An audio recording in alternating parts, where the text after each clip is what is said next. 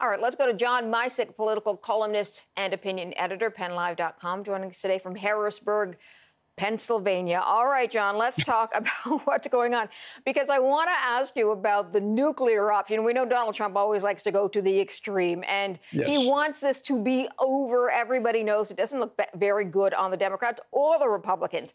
How do they end the filibuster if the Republicans really want to? What are the options for them here?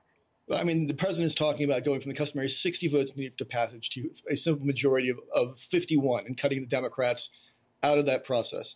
This is something that has long been avoided because, there could be a day when the Republicans find themselves in the minority. And, and if the Democrats choose to invoke the 51 vote rule, there'd be little they could do about it, and they'd be run roughshod over.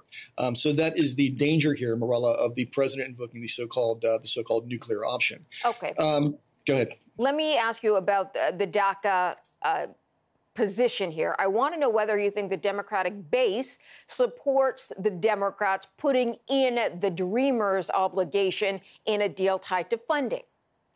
We know the public polling here in the United States shows actually broad support for finding a permanent solution to the Dreamers across party lines. Republicans as well as Democrats support this. The Democratic base is fully on board with this and this push to find a permanent solution for the Dreamers. Chuck Schumer, the minority leader, correctly points out that they're not sure where the president stands on this since he's changed his position a couple of times over the last week, which makes finding a solution kind of difficult.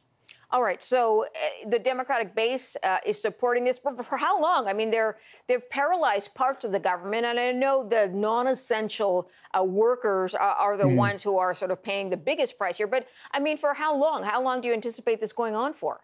It doesn't seem like they're able to come to the table. There's CNN polling out today showing blame for this split pretty well evenly amongst the three factions, about 31% for Democrats, about 26% for congressional Republicans, and about 21% for President Trump. And I should add that same CNN poll, about a clear majority, 56%, don't support tying immigration reform to finding a permanent funding solution. But for as long as immigration reform, which is an issue that's evaded any kind of meaningful solution in the United States for about 15 years, is tied up in this, it's hard to see how they get to it. They get to an accord. And that federal employee who was in that ABC package just before is correct. The longer this goes on, the more damaging it becomes. We know there from 2013 that there were long-term economic fallout issues from that protracted shutdown as well. What is the difficulty with going with a short-term deal to get them moving along for the next little while until they can sort of negotiate more for the big deal? It's that trying to come together. Trust is being damaged here, Morella, over the last week or so.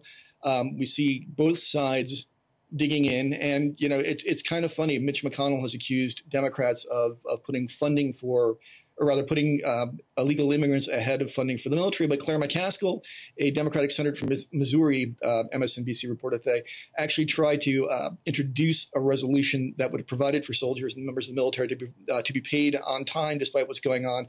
And McConnell actually blocked that. So there's plenty of bad faith to go around. Yeah, it doesn't sound like they really are making any sort of progress, big or small. John Micek, I got to leave it there. Thank you so much for weighing in on this. Take care. Thanks. Take care.